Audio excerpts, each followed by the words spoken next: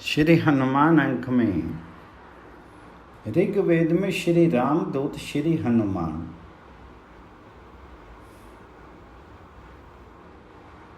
अग्निम इत्यादि श्रुति जिसके महाबली दूत वीरवर पवन कुमार हनुमान जी की स्तुति करते हैं, वे श्री राम मंगल का विस्तार करें।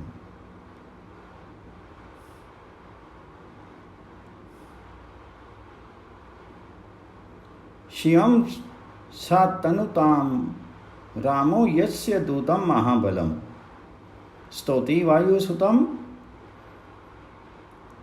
वीरम अग्निम इत्यादि का श्रुति। भगवत प्राप्ति के साधन भूत ज्ञान कर्म आदि में यद्यपि भगवत भक्ति की विशेषता सुस्पष्ट प्रतिपादित है, किंतु भक्तों की भक्ति की महिमा का स्थान सुनिश्चित रूप से सर्वोपरि है। स्वयं भगवान जी का कथन है, भक्तानाम च ये भक्तास्ते में भक्त तमामता। लोक में भी पुत्र के सम्मान से पिता का सुप्रसन्न होना सर्व अनुभूत है।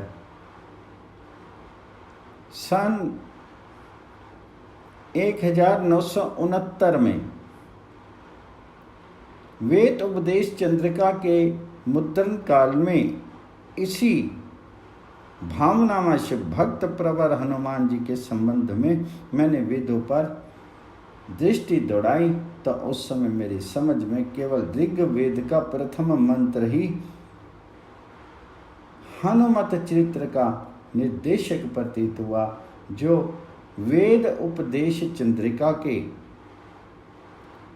पृष्ठ 8-9 पर संस्कृत चंद्र भाष्य तथा हिंदी अनुवाद के साथ छप चुका। पर इस समय तो श्री राम के अति प्रिय भक्त श्री हनुमान जी की विशेष अनुकंपा से मंत्रों की बात तो एक और रही, पूरे सूक्त के सूक्त हैं, हनुमत चरित्र के प्रतिपादक प्रतिभाषित हो रही हैं। यहाँ यथामति उन वैदिक सूक्तों तथा तदंतर्गत मंत्रों का अभिप्राय दोनों का प्रयास किया जा रहा है। अग्नि अग्नि वानर अग्नि वायु पुत्र को अथवा दैत्य दाव दहन दैत्य वन के वाह दाहक आदि अग्नि को अस्य यज्ञस्य दूतम ध्यान की परिपाक दिशा में भक्तों के समक्ष उपस्थित अथवा जन कल्याण के लक्ष्य से धराधाम पर अयोध्या में अवतीर्ण यज्ञो वे विष्णु, इस श्रुति के अनुसार यज्ञस्य विष्णु के अर्थात दशरथ नंदन श्री राम के दूत को सुक्रतुम शोभन कर्मानम, जिस वीर अग्रणी महानुभाव ने प्रभु श्री राम की प्रसन्नता के लिए समुद्र उल्लंघन, सीता अन्वेषण, युद्ध भूमि में मूर्छित लक्षण के पुनर्जीवन के लिए संजीवनी औषधि के उद्गम साधन द्रोण आदि के समानयन आदि लोकोत्तर अद्भुत पराक्रम किए उन श्री हनुमान जी को वृष्णिमय ही इन भक्त लोग उपास्य रूप में स्वीकार करते हैं अथवा उनकी प्रार्थना करते हैं। श्री हनुमान जी के ध्यान के निम्नलिखित सुप्रसिद्ध श्लोक में भी उपयुक्त मंत्र के ही पदों से सूचित भाव समाया हुआ है।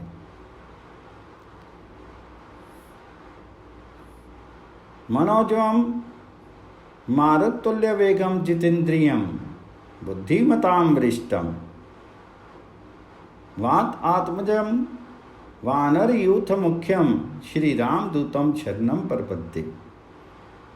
मैं मन के समान शीघ्र गति युक्त एवं वायु के समान प्रबल वेग भूषित इंद्रिय विजयी ब्रह्मचारी बुद्धिमानों में श्रेष्ठ वायुपुत्र वानर समूह के अग्रणी श्री रामदूत भगवान हनुमान की शरण को प्राप्त होता हूँ। शरणम परपद्ये के स्थान पर कहीं कहीं शीर्षा नमामि पाठ है। उसका अर्थ है मैं उनके चरणों में नतमस्तक होता हूँ।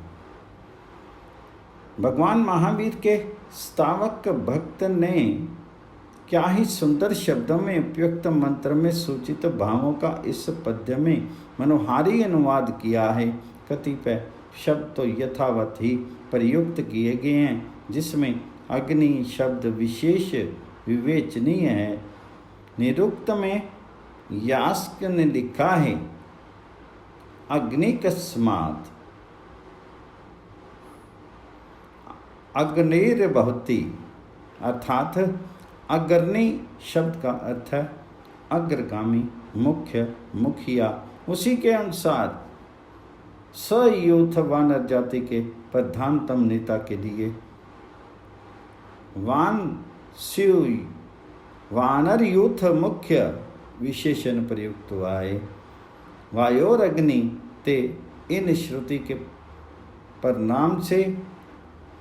परमान से अग्नि शब्द का अर्थ वायु पुत्र है। श्री हनुमान की वायु पुत्रता रामायण, महाभारत, पुराण आदि में स्पष्ट वर्णित है। इसी अभिप्राय से वात्मज विशेषण उनके लिए श्रद्धा, न्याय एवं तर्क संगत है। स्तोता की ये निस्समीम कुशलता ही है कि उसने अस्य यज्ञस्य दूतम इन तीन शब्दों का अभिप्राय एक ही रामदूत शब्द से व्यक्त कर दिया।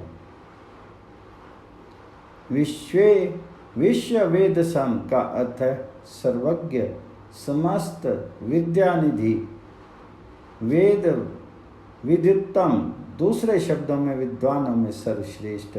उनके ध्यान में प्रयुक्त लौकिक के श्लोक में बुद्धिमताम वरिष्ठम विशेषण में इसी विश्व वेद सम का भाव सन्निहित है। अब श्री रामदूत पवन पुत्र का हनुमान नाम क्यों पड़ा और उसकी क्या व्युत्पत्ति है, वह शब्द या तत्दृश्य शब्दांतर वेद में प्रयुक्त है या नहीं, इन बातों पर यहाँ विचार करना है। चिबुक ठुड्डी वाचक हनु शब्द से मतोप प्रत्यय होने पर हनुमान शब्द बना है। मतोप प्रत्यय से प्रकृति के अर्थ की अतिशय विशिष्टता या विलक्षणता सूचित होती है। अतिशय में मतोप इस प्रकार हनुमान शब्द का अर्थ होगा विलक्षण। चिबुक से संयुक्त इस घटना का संकेत निम्न निर्दिष्टित मंत्र में है। मंचन्ते मघ्वन्व्यंसो निविविद्वाम अपहनु जघान अघा निविद्धत उत्तरो वभु वांछिरो दासस्य सम पिनबधेन। मध्वन हे इंद्र, ते आपके सन्निहित में चन्न निश्चित ममत प्रमाद करते हुए व्यंस विशाल स्कंद युक्त आपके ऐरावत को फल मान करके खाने के लिए पकड़ने की इच्छा से भयंकर विशाल श्रीधारी कपिराज महावीर निविविध्वान आपको लगातार सताने लगा। तब निविद्ध सताए हुए पीड़ित हुए आपने हनो विभक्ति वचन योर्व्यतय चिबुक ठुड्डी में अपगमन के लिए, उसे हटाने के लिए वधेन वज्र से जघान पर हार किया। अधा अथ तत्पश्चात दासस्य भविष्य में जो श्री राम के सेवक होने वाले हैं उन महावीर का फिर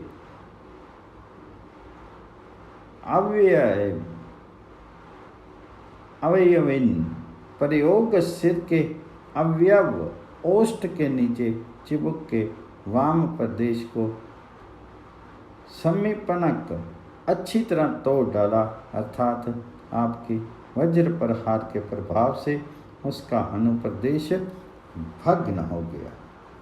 अतः वज्र भग्न हनुप्रदेश से युक्त होने के कारण उनकी संज्ञा हनुमान होगी।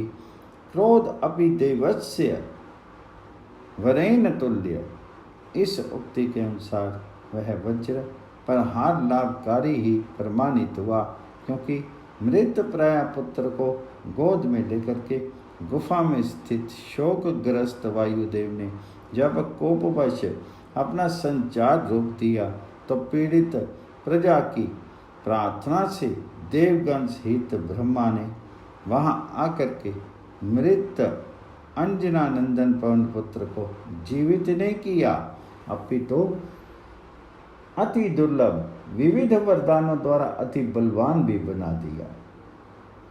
इसी अभिप्राय से भगवान वेद कह रहे हैं कि वे व्यंश हनुमान उत्से वभुवान, पहले से भी अधिक बलवान होगी।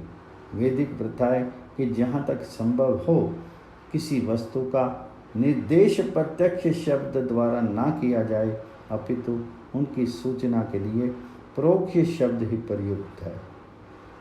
ऐत्रेय उपनिषद के प्रोक्ष प्रिया इव ही देवा, इस वचन के अनुसार देवों को प्रोक्ष शब्द द्वारा वस्तु का निर्देश अत्यंत प्रिय है। अतः भगवान वेद में श्री हनुमान जी हनुमान शब्द द्वारा निर्दिष्ट हुए हैं। निम्न निर्दिष्ट मंत्र के अवलोकन में यह विषय और भी स्पष्ट हो जाएगा। भोक्ता जीव के भोग्य अन्न, व्रीहि, यव आदि निष्पत्ति के निमित्त मेघों द्वारा जल की वृष्टि होती है। मेघों में जल कहाँ से आया, इस शंका का समाधान वेद में 2 समुद्र मान करके किया गया है। ऋग वेद के 2 मंत्रों में उत्तर एवं अधर 2 समुद्र माने गए हैं। उत्तर उत्कृष्ट दिव्य उपस्थित एवं अधर निष्कृत अधोवृत्ति पार्थिव समुद्र, ये दोनों समुद्र परस्पर एक दूसरे की वृद्धि में सहकारी हैं। मेघ के उदर में स्थित जल राशि रूप समुद्र को अंतरिक्ष या अंतरिक्ष स्थित समुद्र की संज्ञा दी गई है। उसमें वृष्टि धारा के द्वारा गिराया गया जल निर्झरों और महानदियों का निर्माण करता है। वे निर्झर महानदियों में मिलते हैं और महानदियाँ अंततः समुद्र में मिलकर के पार्थिव जल राशि को बढ़ाती हैं। सूर्य की किरणें पार्थिव समुद्र की बल राशि को आकृष्ट करके दिव्य समुद्र की बल जल राशि की वृद्धि का कारण बनती हैं। अतः मानना होगा कि पार्थिव समुद्र की तरह दिव्य समुद्र में भी अगाध जल वर्तमान है। वे इतना अधिक गंभीर है कि उसे नौकाओं की सहायता से ही पार किया जा सकता है। नाव्य पद का प्रयोग गंभीरता की सूचित कर रहा है। उस अंतरिक्ष में स्थित गंभीर जल राशि समुद्र के मध्य वर्तमान श्री हनुमान अभिवृद्ध हुए। उन्होंने विशाल आकृति धारण कर ली। निष्कर्ष यह कि वह अंतरिक्ष स्थित गंभीर जल राशि भी श्री हनुमान जी को डुबाने में असमर्थ रही। तात्पर्य यह कि जल राशि में रहने पर भी साधारण प्राणियों की तरह वे डूब कर मरे नहीं, अपितु उसमें विशाल आकृति धारण करके सहर्ष विचरण करते रहे और ये प्रयास करने लगे कि इंद्र के ऐरावत को पकड़ करके भक्षण किया जाए। इंद्र ने जो उन्हें भगाने का प्रयास किया तो वे भागने के स्थान पर उल्टे लगातार इंद्र को सताने लगे। अंत में चिढ़ करके क्रुद्ध इंद्र ने अवसर पाते ही उनका वज्र का प्रहार कर दिया। श्री हनुमान जी मन के समान शीघ्र गति से इंद्र के साथ साथ चलते रहे। उनकी चेष्टा यही रही कि किसी तरह इंद्र के वाहन ऐरावत को भोज्य बनाया जाए। अतः हनुमान से पीड़ित होने के कारण उन्हें विवश होकर के उन पर वज्र प्रहार करना पड़ा। ज्ञातव्य है कि वेद में महिमान्ना की जगह वर्ण विलोप से निष्पन्न महान शब्द प्रयुक्त हुआ है। ठीक उसी तरह हनुमता इस तृतीयांत पद के स्थान में हनुमना पद का प्रयोग हुआ है। कारण ओकार का लोप और तकार के स्थान में नकार का आदेश मान करके हनुमना रूप सहज निष्पन्न होता है।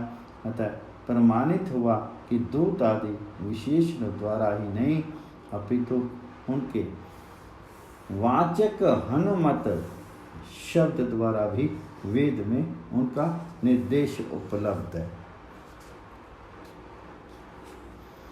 वेद में दूत शब्द विभक्ति भेद से 90 बार, हनु शब्द 4 बार और हनुमना शब्द जो तृतीयांत हनुमता शब्द का रूपांतर है 5 बार प्रयुक्त हुआ है। प्रयत्न करने पर न्यून अति न्यून 51 मंत्रों की हनुमत परक व्याख्या शक्य है। विस्तार भय से यहाँ नहीं दी जा रही है। मनीषीगण समनीषा से उसे अवगत कर लेंगे। मीमांसकों ने परामर्श एवं उपसंहार की उपक्रम अनुरोधी माना है, अर्थात आरंभ में जिस विषय का निर्देश हो उसी विषय का प्रतिपादक मध्यवर्ती या अंतिम संदर्भ मानना होगा।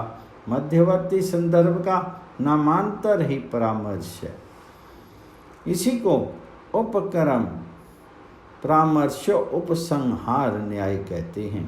इस न्याय के अनुसार मध्यवर्ती द्वितीय आदि मंडलों के मंत्र तथा अंत के दशम मंडल में के मंत्र प्रथम मंडल निर्दिष्ट विषय के ही निरूपक होंगे।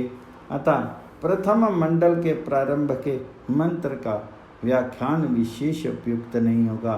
इस प्रसंग में अग्नि आदि पदों पर विशेष ध्यान देना आवश्यक है।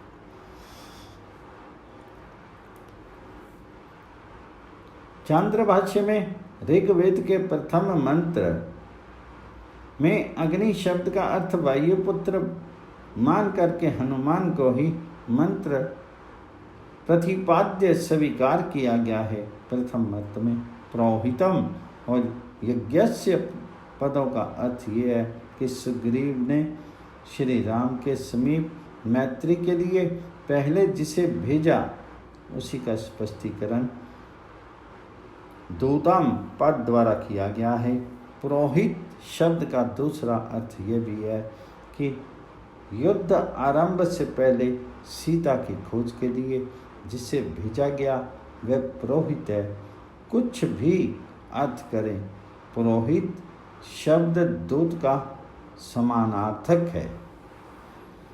ऋग्वेद तथा दोनों स्थलों में प्रयुक्त होतारम शब्द का अर्थ है युद्ध के लिए राक्षस वृंद को आवाहन करने वाला।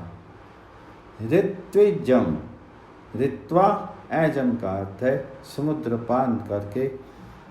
समुद्र पार करके दैत्यों को पाने वाला, अर्थात जिसे देख करके दैत्यों का हृदय दहल गया, जिससे दैत्य वर्ग भयभीत हो गया। मंत्रस्य रत्नधात्मम पद विशेष महत्व का है। इसकी व्याख्या है सीता के लिए पहचानने के लक्ष्य से श्री राम द्वारा दी गई। राम नाम अंकित अंगूठी को धारण करने वाला अथवा सीता के द्वारा अभिज्ञान के रूप में दी गई चूड़ामणि का धारक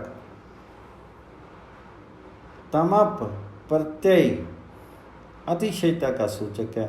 इस प्रकार राम नामांकित अंगुलीयक के धारक राम हैं। रत्नधा चूड़ामणि रत्न की धारिका सीता भी रत्नधा हैं। इन दोनों ने एक एक रत्न को धारण किया और तृतीय हनुमान ने अभिज्ञान रूप में अंगूठी और चूड़ामणि दोनों को धारण किया। अतः वे एक कर रत्न धारक सीता और श्री राम की तुलना में रत्न धात्वम हुए। रत्न धातम शब्द बलात् रामदूत हनुमान में ही अग्नि शब्द के तात्पर्य का ग्राहक है। शंख चक्रो हरि इस वाक्य में जैसे शंख चक्र का साहित्य हरि शब्द के विष्णु रूप अर्थ में तात्पर्य का ग्राहक है, उसी तरह रत्न धात्वम शब्द के प्रयोग से प्रथम मंत्र में अनेक अर्थक होने पर भी अग्नि शब्द का वायुपुत्र हनुमान में ही तात्पर्य है, अन्यत्र नहीं।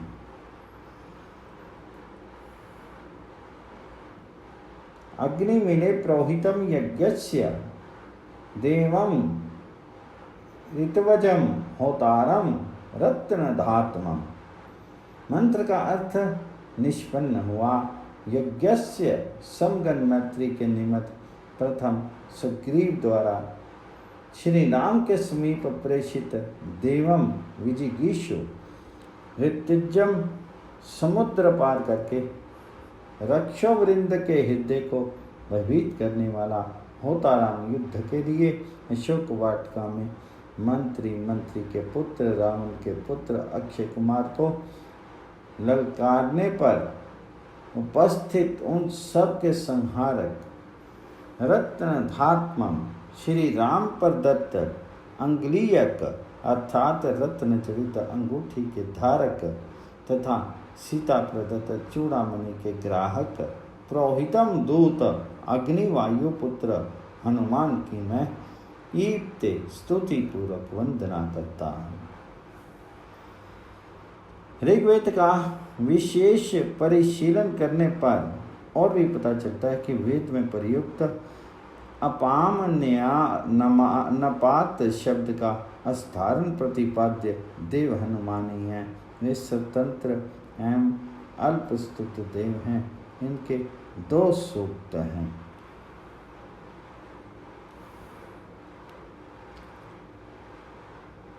अपाम नपात शब्द का अर्थ है आकाश का नपता पौत्र। अप शब्द अंतरिक्ष आकाश का वाचक है। निघंटु में आप शब्द अंतरिक्ष नामों में पढ़ित है। अंतरिक्ष आकाश आपा। सृष्टि प्रक्रम की दृष्टि में भी आकाशात वायु रीति के अनुसार आकाशात्मज वायु के तने भगवान हनुमान ही हैं। वेद ने इसी गूढ़ अभिप्राय से उनके लिए अपाम नपात शब्द का प्रयोग किया है। अपाम नपात शब्द की स्पष्ट व्याख्या भी उसी सूक्त के मंत्रों में क्रमशः नप्तुर्य नप्तुर्प आपो नप्वे इन शब्दों द्वारा की गई है। सूक्त के 3-4 मंत्रों में प्रयुक्त शब्द का स्पष्टीकरण 10-30 के 14वें मंत्र में अपाम नप्न शब्द में किया गया है। निम्न निर्दिष्ट मंत्र में इस पर विशेष प्रकाश डाला जाता है। हिरण्य रूपा स हिरण्य संदिग्धपाम नपात सेतु हिरण्य वर्ण हिरण्य उत्परि योने सिद्ध्या हिरण्यधा वदतन्यतम अस्मि। श्यामाचार्य ने रूप शब्द का अर्थ शरीर, सदृक का अर्थ इंद्रिय तथा वर्ण का अर्थ कांति किया है। अतः सा व हिरण्यवृक्ष शरीर युक्त तथा हिरण्य में इंद्रियों से समलंकित है। सिद्धु स इत उ। निश्चित ही वह स्वर्ण के समान कांति से शोभित है। जो अपाम नपात देव हैं वह स्वर्ण में स्थान, तेजों में सूर्य मंडल से परि ऊपरी, दूसरे शब्दों में स्वर्ण में सूर्य मंडल के ऊपर निषध स्थित आसीन होकर के राजते शोभित हो रहा है।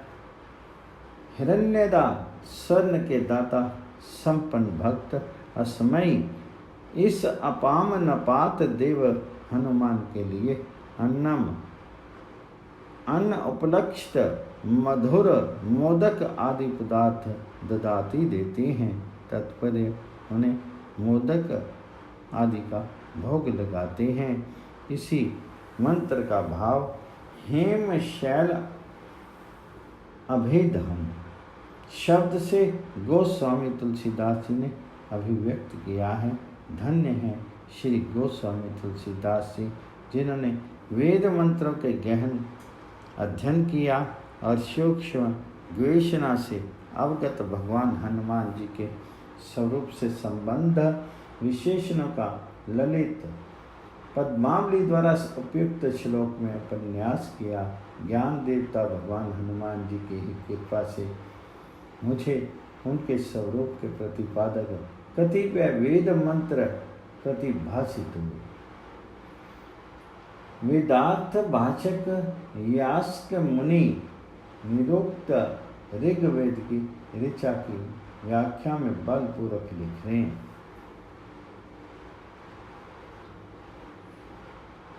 कवन्यम मध्यम देवम वक्ष्यत।